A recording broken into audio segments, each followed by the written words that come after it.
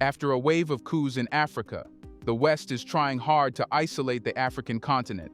It's because the West does not want African nations to establish stronger and deeper relationships with non-West countries. What's more scary for the West is when African countries forge ties with a nation that has been sanctioned and punished in the past. One such example is Iran, an oil-rich country with nuclear weapons that bring nightmares for the West. It was sanctioned in the past and is one of the most sanctioned countries in the world, like North Korea. But now Iran is getting closer to African countries as it knows the West is trying to punish them the same way they did with Iran. Therefore, to form a powerful alliance, Iran's president reached Africa and made some of the most secret agreements. Unlike before, these agreements are making the West nervous as they fear African countries can be given nuclear secrets. How has Iran come closer to Africa, and what does this powerful alliance mean for Africa and the West? Let's find that out in this video.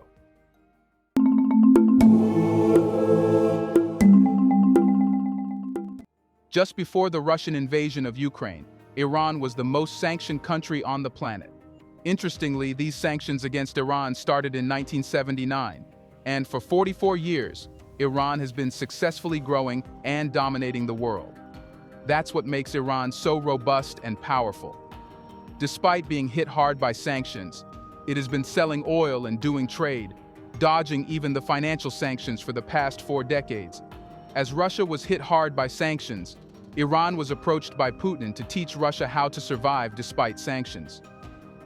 This makes Iran a genius, who has valuable knowledge about how to handle the West on one hand and grow successfully on the other hand. Now, as various African countries have been sanctioned by the West, Iran has become Africa's valuable ally. In Niger, sanctions have even made it hard for the country to have sufficient food, medicines, and electricity for the population. That's when it needs to get some help from Iran. Now, we are seeing Iran getting closer to Africa instead of the opposite. That's because Iran also has strategic interests. Since both Iran and African countries are facing opposition from the West, they should build an alliance of their own. Put simply, 2 isolated entities can unite and be a stronger force. On July 12, 2023, Iranian President Ebrahim Raisi started a tour of Africa, marking the first visit by an Iranian president to the continent since Mahmoud Ahmadinejad a decade earlier. Over 3 days, Raisi and his delegation, including Iran's foreign minister and business leaders, engaged in meetings with presidents and other top officials in Kenya, Uganda, and Zimbabwe. Since Iranian businessmen were in the delegation, it revealed that Iran and Africa allied not only politically but economically as well. Perhaps that's something that would have given a shock to France. Since the start of his presidency, Raisi has prioritized the re-establishment of relations with Africa. In his initial term, his predecessor, Hassan Rouhani, distanced Iran from the continent, concentrating on nuclear negotiations with the United States and other global powers. This created an opening for Iran's wealthy regional rivals, Saudi Arabia and the United Arab Emirates, to conduct diplomacy in the region. Many African countries joined the Saudi-led coalition in Yemen and severed formal ties with Tehran when Riyadh did so in 2016. It was against this context that Raisi sought to salvage relations and alleviate Iran's growing isolation following the U.S. withdrawal from the Iran nuclear deal and the re-imposition of sanctions against Iran in 2018. The Africa trip followed Raisi's mission to 3 Latin American states, including Venezuela, Nicaragua, and Cuba, that have faced isolation from the U.S. This gives a message that Iran is trying to build a grand alliance of countries that have been hit hard by the Western sanctions. Instead of staying isolated, these sanctioned countries can unite and trade among themselves, not only dissolving the Western sanctions, but becoming a robust and formidable force against the West.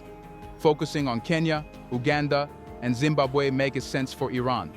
Besides South Africa, Kenya has been Iran's second-largest trading partner in Africa since before the 1979 Iranian Revolution.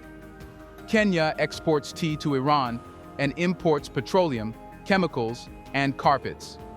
Zimbabwe and Uganda may be relatively minor trading partners for Iran, but they still hold some commercial value. Since 2008, both countries have hosted Iranian tractor manufacturing and assembly plants. Iran has exported tractors to Uganda, alongside South Africa and Sudan. Since 2008, Iran has also provided training to Uganda in developing fisheries.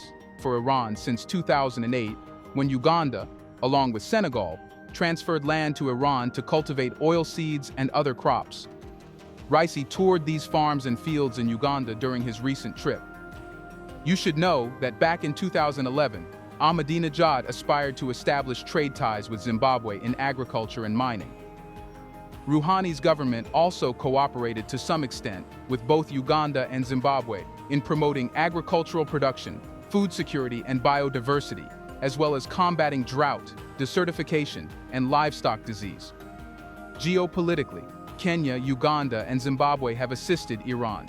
They have held seats and memberships in important multilateral institutions, including the UN Security Council, the UN General Assembly, and the International Atomic Energy Agency's Board of Governors. Consequently, they have occasionally been able to temper pivotal votes, resolutions, and sanctions against Iran's nuclear program and human rights record.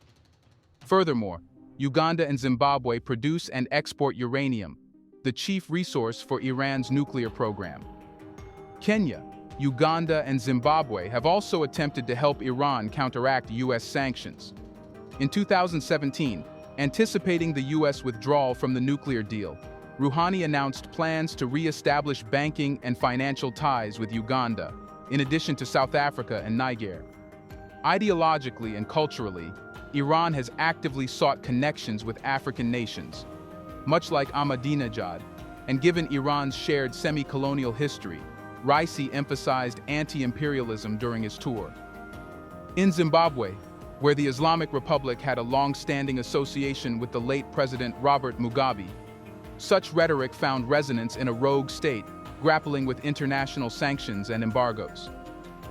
Iran has also pursued religious ties in predominantly Christian nations like Kenya and Uganda, establishing associations and schools, distributing publications, training leaders, and even converting some locals to Shiism. Historically, Iran's trade with Africa, averaging 2.51% of its total trade between 1962 and 2018, suggests that Raisi's tour is likely to be a game changer. It's because Iran never came closer to Africa under such conditions in the past. Today, the matter is of survival for all the countries that have been either hit by sanctions or sidelined due to opposing the West.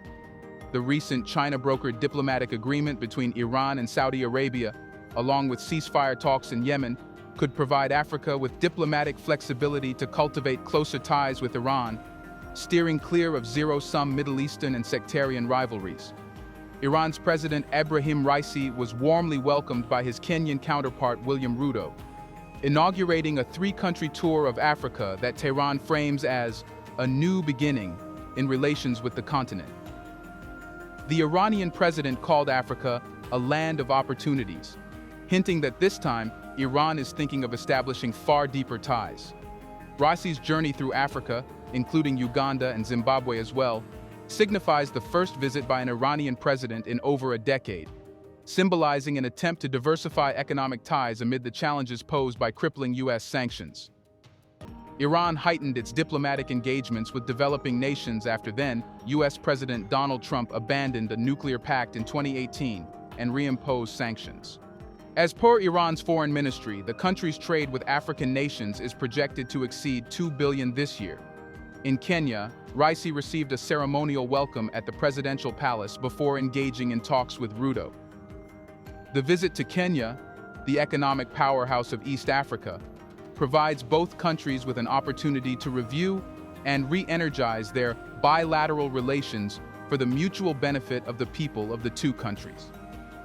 During his rare visit to Africa, Raisi, speaking in Uganda, strongly criticized Western nations' support for homosexuality, characterizing it as one of the dirtiest episodes in human history. This stance aligns with Uganda's recent enactment of anti-gay legislation, drawing widespread international condemnation. While in Kenya, Raisi referred to Africa as a continent of opportunities and a significant platform for Iranian products. He stressed the need to expand trade beyond its current volume, mentioning Africa's mineral resources and Iran's petrochemical expertise.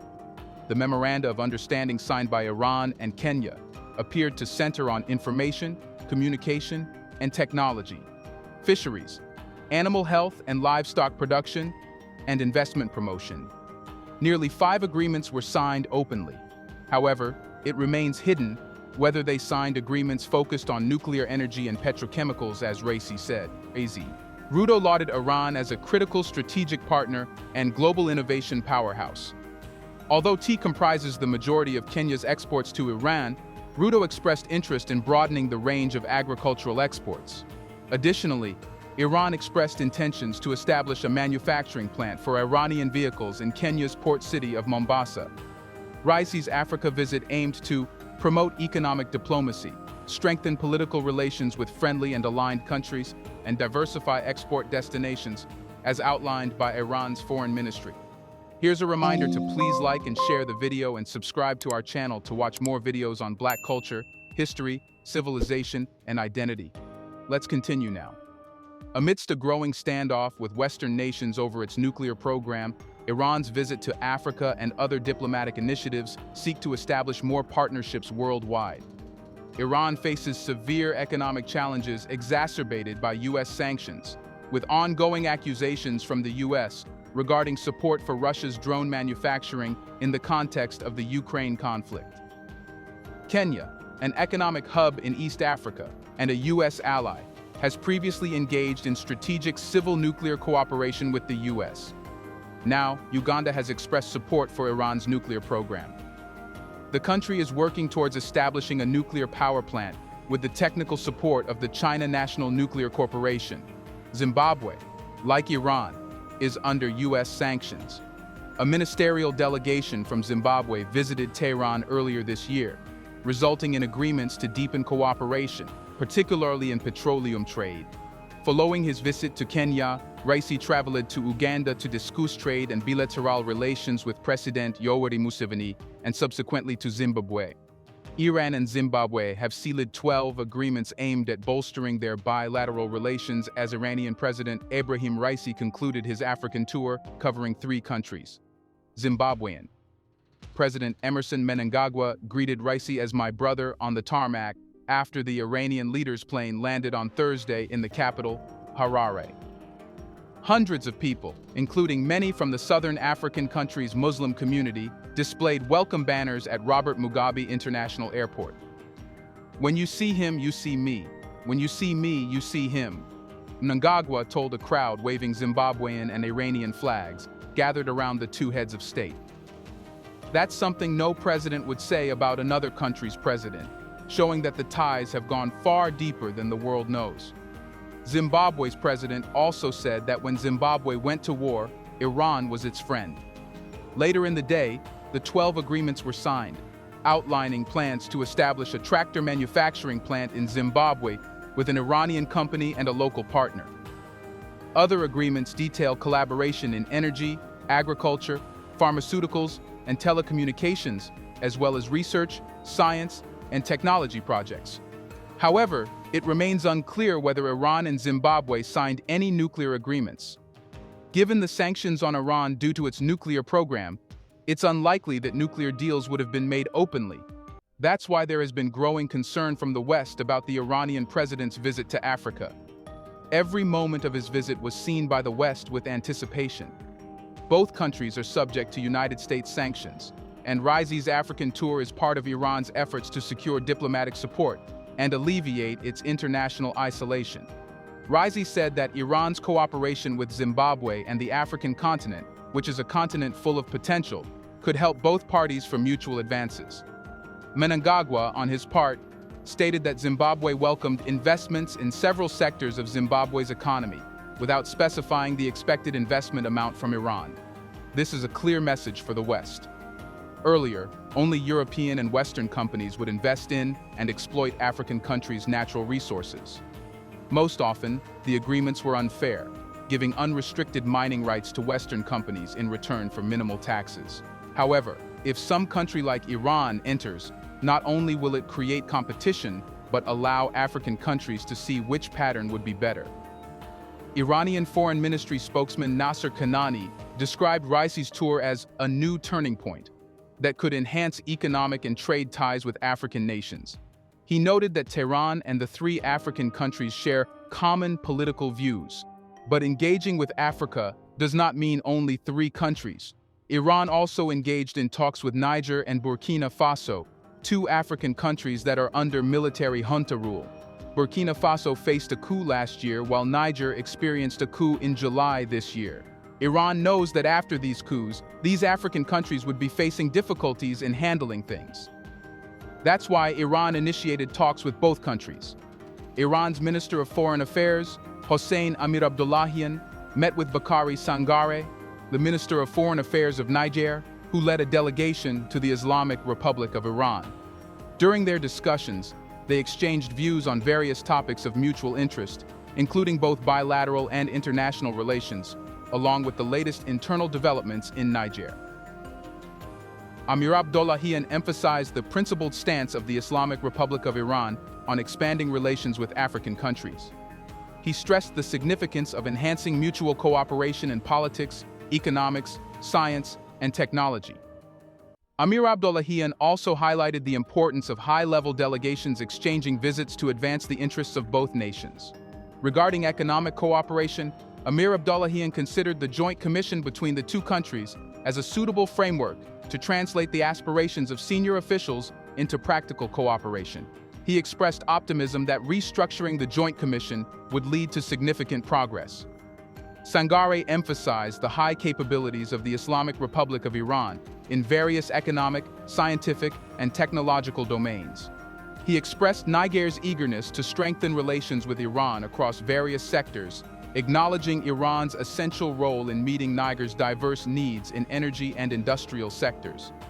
In a separate meeting, Deputy Iranian Foreign Minister for Political Affairs Ali Bagheri met with Burkina Faso's Prime Minister Apollinaire Joachim Kielem de Tambela during a day-long visit to Ouagadougou. Bagheri extended an invitation from the Iranian First Vice President and discussed plans to further boost ties between the two countries. The discussions touched on the colonialist history of the West in Africa, emphasizing the importance of African countries achieving independence.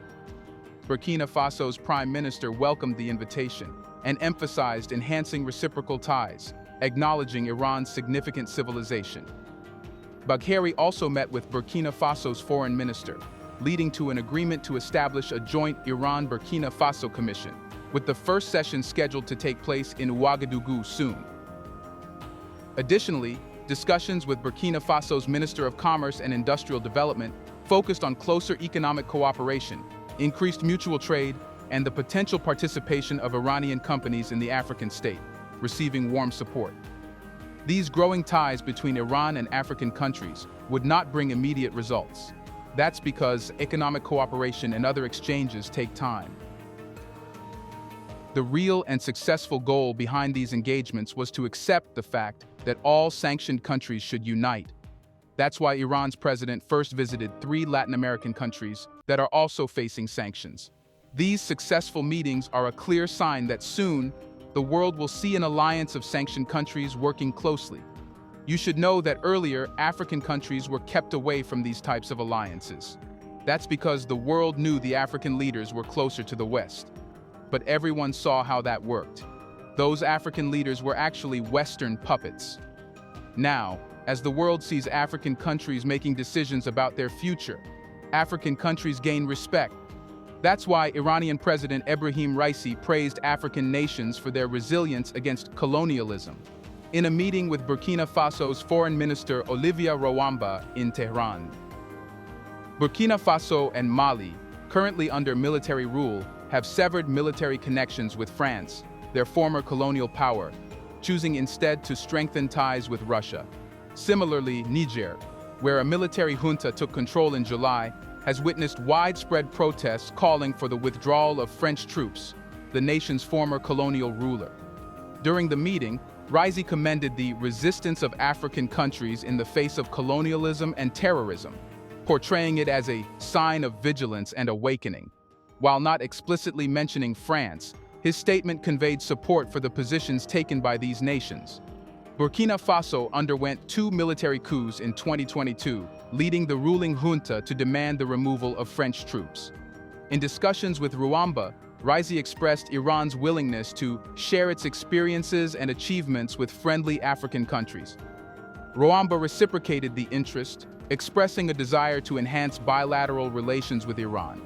This aligns with Iran's broader efforts to strengthen ties across the African continent, seeking to alleviate its isolation and counter the impact of crippling sanctions imposed since the United States withdrew from the nuclear deal in 2018.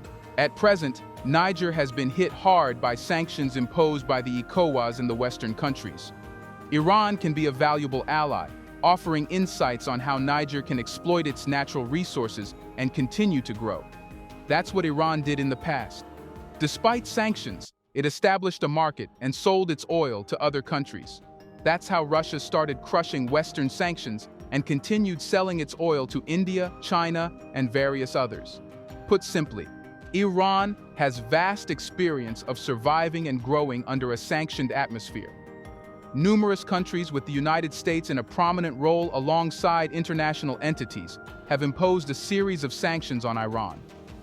Up until Russia invaded Ukraine in February 2022, Iran held the unenviable position of being the most heavily sanctioned country globally. The initial wave of sanctions by the United States traces back to November 1979, triggered by the radical students' seizure of the American embassy in Tehran. Although temporarily lifted in January 1981 following the release of hostages, the U.S. reinstated them in 1987 in response to Iran's actions in the Persian Gulf against the U.S. and other nations. These sanctions expanded in 1995 to include firms associated with the Iranian government. In December 2006, the third set of sanctions was imposed due to Iran's non-compliance with United Nations Security Council Resolution 1696, which demanded a halt to its uranium enrichment program. Initially targeting investments in oil, gas, and petrochemicals, these sanctions broadened to encompass various sectors such as banking, insurance, shipping, and web hosting services. Over the years, these sanctions have had a profound impact on Iran's economy and its populace. The U.S. has played a leading role in international endeavors to employ sanctions as a means to influence Iran's policies, especially concerning its uranium enrichment program. Iran contends that its nuclear activities are strictly for peaceful purposes.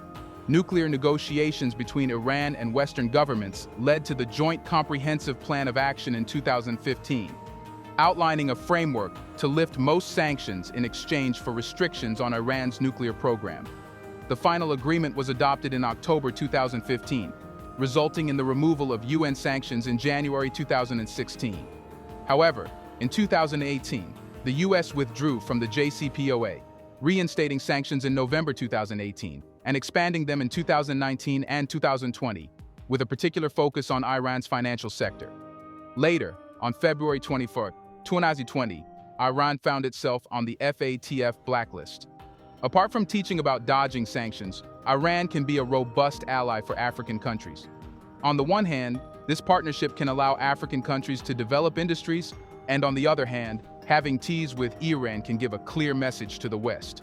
What do you think? Should African countries continue to build ties with non-West allies like Iran, Russia, and China? Isn't it a sign of real independence, autonomy, and power, which African countries are using now? Let us know your thoughts on how carefully African countries should use allies like Iran for a win-win partnership. Do you want to watch more videos like this one? If yes, subscribe to our channel and press the bell icon next to it. We have decided to bring videos on something nobody talks about: the Black culture, civilization, history, and evidence about how glorious Blacks have been. Thanks for watching, and until the next video, stay tuned.